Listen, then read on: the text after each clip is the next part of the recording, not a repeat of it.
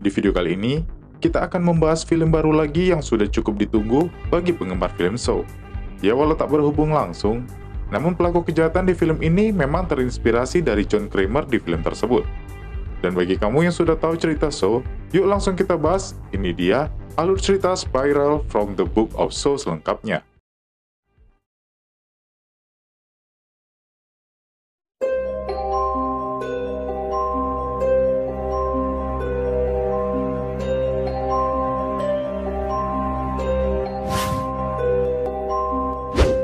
Cerita dibuka pada sebuah parade di hari kemerdekaan Amerika. Saat itu, terjadi pencurian di tengah-tengah keramaian. Seorang detektif yang sedang tidak bertugas, bernama Marv Boswick, melihat dan mengejar si pencuri yang masuk ke pipa selokan. Setelah turun ke bawah, dia melihat pria itu sedang duduk sendirian. Dia mencoba mendekati dan menyuruhnya angkat tangan.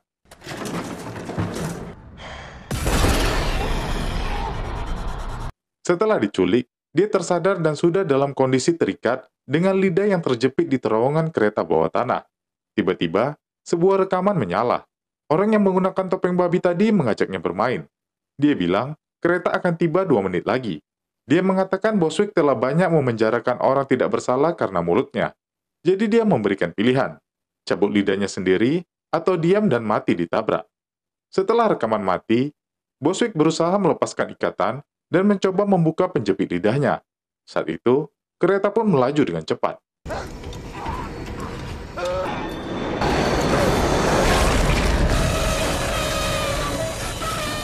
Besoknya Kapten Angie Garza memperkenalkan detektif Zeke dengan detektif dalam pelatihan, yaitu William.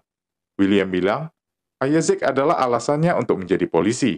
Saat itu, Angie memberikan tugas kepada mereka untuk menyelidiki kasus orang yang tertabrak kereta bawah tanah. Mereka pun langsung menuju ke lokasi. Setelah sampai, mereka langsung melihat mayat yang tak teridentifikasi tersebut. Terdapat TV kecil di sana, dan terlihat lidah si korban tidak ada. Setelah kembali ke kantor, Zeke mendapat kiriman barang, yaitu sebuah flash disk yang disuruh putar. Saat diputar, terlihat lambang spiral di awal video. Suara seseorang mengatakan, dia hadir untuk membantu memperbarui tindak kepolisian yang sudah bersumpah namun tidak maksimal kepada masyarakat. Seorang tim yang menolak memperbarui telah berakhir di permainannya, dan bakal terus ada korban dari kepolisian jika tetap menolak pembaruan tersebut. Mereka menyadari kalau video ancaman ini mirip dengan Jigsaw Killer, yaitu John Kramer yang sudah mati. Zeke sadar lokasi gambar spiral itu adalah gedung pengadilan. Mereka pun segera menuju ke sana. Setelah sampai, mereka kembali menemukan sebuah kotak yang kali ini berisi lidah seseorang dengan sebuah lencana seperti mirip Boswick. Boswick pun teridentifikasi.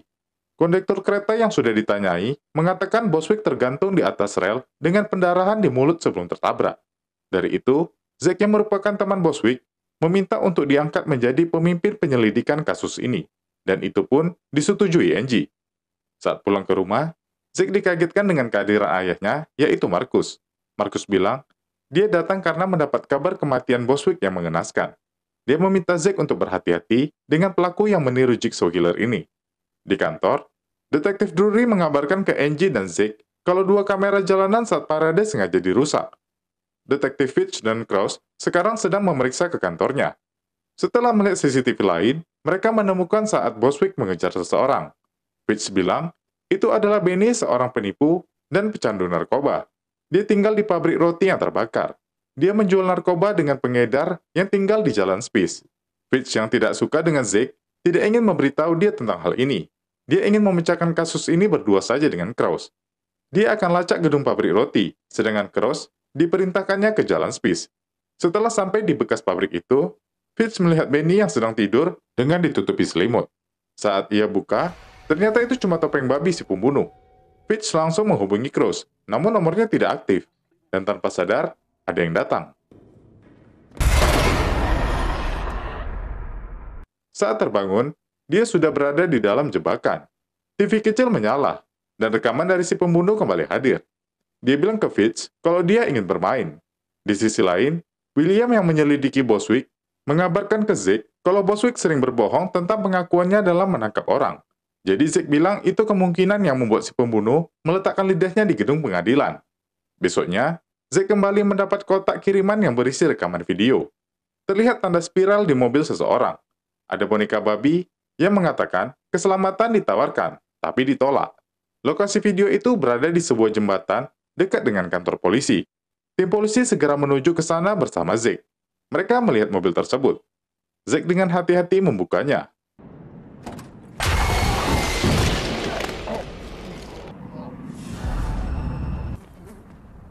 Zack langsung membuka kotak dari mobil itu. Isinya adalah jari-jari manusia dengan lencana detektif. Mereka tahu itu milik Fitch. Zack teringat ketika dia dulu meminta bantuan Fitch mengamankan penjahat. Namun Fitch dan Rory mengabaikannya hingga dirinya hampir mati saat itu ditembak pelaku. Ayahnya yang atasan datang dengan sangat marah dan segera mengajar Fitch yang tidak bertanggung jawab. Kembali ke saat ini. Setelah mendapat info dari Cross, mereka tahu Fitch terakhir di bekas pabrik roti.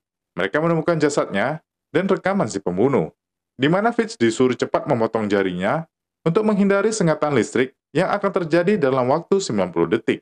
Hukuman itu dilakukan karena menurut si pelaku, Fitch telah membunuh seorang pria hanya karena pria itu menghina Fitch di dalam mobil. Videonya diperlihatkan ke Fitch sebelum bermain, dan setelah itu, si pelaku ini bilang Fitch pantas mendapatkan permainan ini.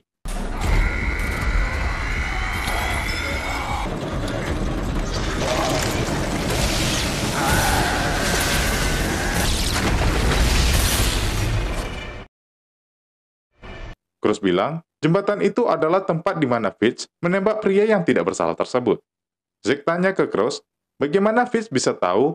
Cross bilang, seorang pria bernama Benny sedang dikejar Boswick saat parade. Fitch melarangnya untuk mengabarkan ke Zack. Namun Rory curiga, bisa jadi orang tersebut dendam dengan Fitch. Dia melihat Zack seakan-akan curiga dengan perselisihan mereka di waktu dulu. Angie menyuruh Zack mengabaikan tanggapan Rory. Dia meminta Zack mencari orang yang bernama Benny itu. Zack dan William pun menuju ke si pengedar yang biasa menjadi langganan Benny. Mereka menyamar menjadi pembeli. Zack meletakkan dompetnya di dalam kaleng untuk ditukar dengan sabu-sabu. Namun itu bukanlah dompet. Mereka langsung masuk dan mengamankan si pengedar. William memperlihatkan foto Benny. Karena terdesak, si pengedar bilang, Benny pelanggan terbaiknya. Namun sudah 2 hari dia tidak ke sini. Kabarnya dia overdosis. Mereka merasa buang-buang waktu karena tidak mendapat informasi yang jelas.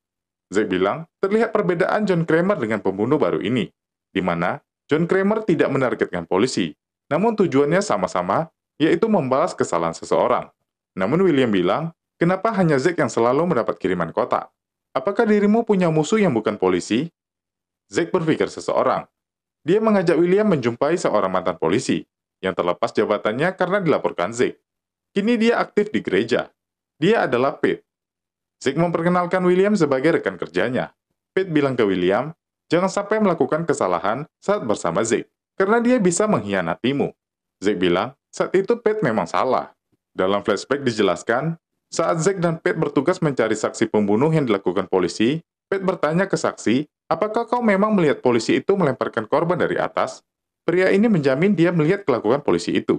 Pete yang merasa dia berbohong, langsung menembaknya. Setelah itu, Pete bilang ke Zack saksi itu menodongkan pistol ke arahnya. Zack merasa itu tidak masuk akal, dan melaporkan tindakan Pete. Kini Pete telah menyadari kesalahan perbuatannya dulu. Zack langsung bertanya kemana Pete pada tanggal 4 Juli di hari kemerdekaan jam 21.30. Pete terkejut, karena tujuan Zack datang karena mencurigainya. Pete bilang, pada hari itu dia memukul pemabuk yang datang ke pertemuan. Dan polisi datang bersama detektif O'Brien. Namun karena O'Brien kenal dia dan setia kawan, dia tidak dihukum. Dia bilang itu sekalian menyindir Zack yang tak setia kepadanya dulu. Kesal dengan jawaban Pete, dia pun pergi meninggalkannya. Besoknya di kantor, sudah jam 9 pagi tapi William belum datang. Saat itu, pengirim barang langsung masuk ke kantor, mengantarkan kotak ke Zack. Polisi langsung menyuruh kurir tersebut berhenti. Setelah diamankan, mereka lebih berhati-hati dalam membuka kotak yang selalu mengancam tersebut. Tidak mau mengambil resiko, Zack menyuruh semua polisi keluar. Zack, O'Brien, dan Angie mencoba melihat isi kotak itu yang ternyata berisi boneka babi yang menggunakan kulit manusia. Terdapat surat yang ditujukan ke Zack. Isinya, jika kau terus mencari tahu dari korban, aku akan mengambil kepalamu. Zack berpikir itu hanya sekedar ancaman. Ketika melihat boneka, terdapat tato lengan William di kulit boneka itu. dan juga sebuah botol berisi darah dengan cap Konstantin. Zack ingat kata Konstantin terdapat di toko saat ayah dan dirinya berfoto sewaktu kecil. Dia dan tim polisi segera menuju ke toko yang merupakan tempat penjualan daging itu. Setelah masuk ke ruangan pemotongan daging, mereka menemukan mayat yang sudah dikuliti. Di situ Zack sangat bersedih karena langsung menebak itu adalah William. Terdapat kaset rekaman si pembunuh juga di situ, yang berisi jebakan permainannya kepada William. Saat di luar, Kapten Angie ditanyai wartawan, apakah ini adalah kasus pembunuhan berantai terhadap polisi? Zack meminta Angie untuk merahasiakan dulu identitas William ke publik, karena dia akan mengabarkan duluan ke istri William. Setelah kembali, Angie mendapat pesan dari Markus kalau dia punya firasat buruk. Dia menyuruh Angie memeriksa berkas di ruangan dingin. Angie pun menuju ke ruangan itu. Di tempat lain, dalam perjalanan ke rumah istri William, Zack mendapat kabar kalau ada tim yang terkena penyerangan. Dia mendatangi lokasi, dan tim polisi mengabari seorang bertopeng babi menusuk tangannya dengan pisau. Karena berusaha melawan, si pelaku berlari. Tidak ada motif khusus pelaku menyerang si polisi ini. Sekejap Zack teringat surat yang mengancamnya jika terus mencari korban, maka si pelaku akan mengambil kepalanya. Zack sadar, kepala yang dimaksud adalah kepala departemen, yaitu Kapten Angie. Dia langsung menghubungi Angie, namun Angie yang menuju ke ruangan berkas tidak dapat dihubungi. Dan saat tiba di ruangan, Angie langsung bertemu si pelaku bertopeng babi.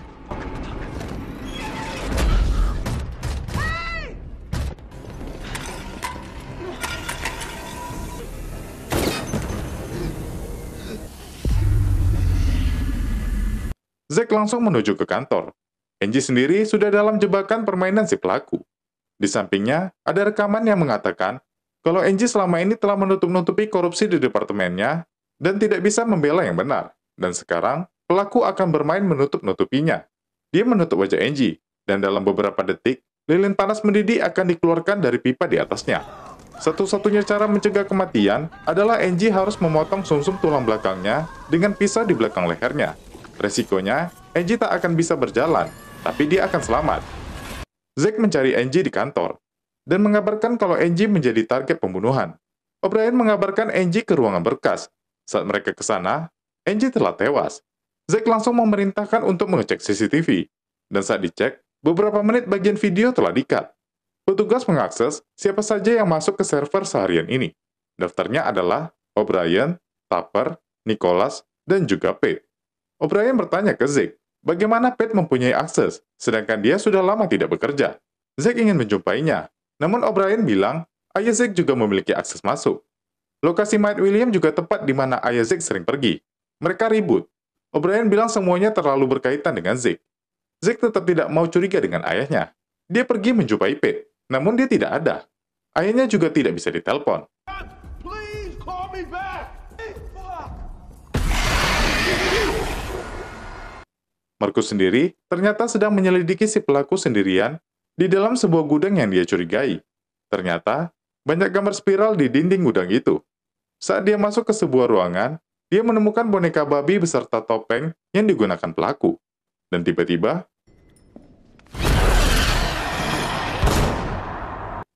ketika sadar, Zack melihat seorang korban yang wajahnya ditutup di dekatnya. Dia sendiri diborgol dekat pipa besi. Terdapat gergaji besi di sampingnya. Dia mencoba menggergaji borgol itu, namun tidak berhasil. Namun sebelum dia berpikir menggergaji tangannya, dia menemukan penjepit rambut yang seperti sengaja diletakkan di situ. Dia pun membuka borgol dengan itu. Setelah itu, dia membuka penutup wajah orang yang di dekatnya. Dan itu adalah Pete. Ketika dia bangunkan, Zack menuduh Pete yang melakukan semua ini. Namun Pete bilang itu tidak benar. Dia juga menjadi korban penculikan saat ini. Zack melihat rekaman yang digantungkan ke lehernya. Saat diputar, si pelaku bilang ketika Pete membunuh orang yang tidak bersalah, karir Pete langsung hancur. Si pelaku menyuruh Zack memilih antara menonton dia mati atau menyelamatkannya dengan kunci penjepit rambut. Dan setelah itu, game pun dimulai.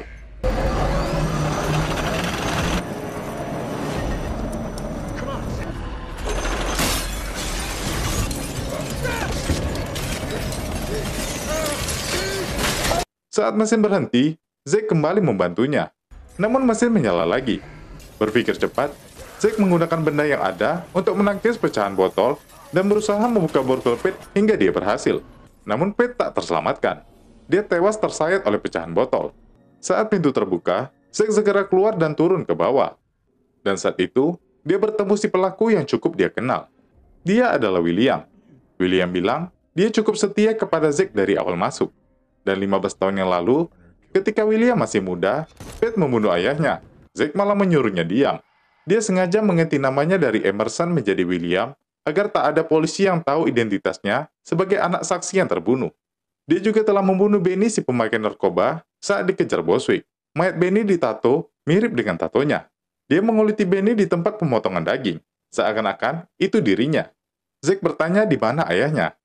William pun menceritakan, saat itu dia telah menggunakan HP Zack untuk mengabari Marcus kalau dia telah menemukan si pelaku. Dia mengaku sebagai Zack yang meminta ayahnya ke gudang pabrik sabun. Itulah alasan Marcus masuk ke gudang dan dijebak William. William memberikan tawaran ke Zack untuk menjadi rekan. Hal itu karena Zack sudah melawan polisi yang salah. Menurut William, Zack tetap polisi yang terbaik di kota itu. Dia meminta bekerja sama agar Zack menangkap semua polisi yang salah. Dan setelah itu, William yang akan mengadili mereka. Dia mengaku terinspirasi dari John Kramer yang menurutnya benar.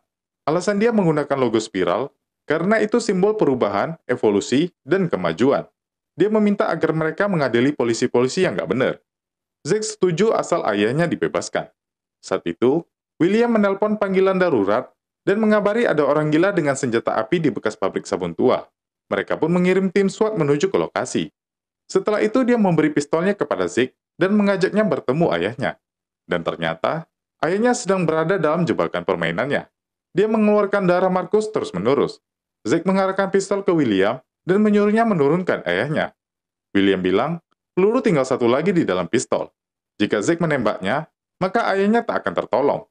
Namun jika Zack menyelamatkan ayahnya, dia akan bebas. Di luar, tim SWAT dari panggilan darurat telah datang. Waktu yang dimiliki Zack 4 menit sebelum ayahnya kehabisan darah. Zack harus menembak ke sasaran yang telah dibuat agar menyelamatkan si ayah. William pun menceritakan semua keburukan ayahnya yang selain melindungi polisi yang salah, dia juga sering main hakim sendiri dengan menembak orang tak bersalah. Dan tangan kanannya adalah Kapten Angie. Ayah William telah mati, tapi ayah Zack masih ada kesempatan untuk selamat. Pilihannya ada di tangan Zack.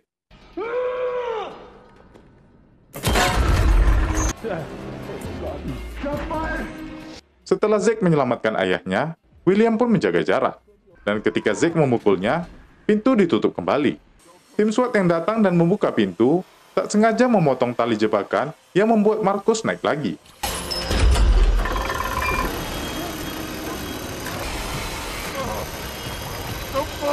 Zack ditebak pelaku kejahatan, sedangkan ayahnya mati ditembak tim SWAT yang melindungi diri. William sendiri berhasil kabur dari tempat itu, dan cerita berakhir di sini guys. Nah guys, itu tadi cerita lengkap dari Spiral The Book of Saw. Di sini kita bisa berpendapat kalau perjalanan William atau Emerson tidak akan berhenti sampai di sini, karena rencananya film ini akan dibuat sequel lagi. Ya kita tunggu aja kabar berikutnya. Terima kasih sudah menonton, sampai jumpa di video berikutnya, dan jangan lupa subscribe-nya ya.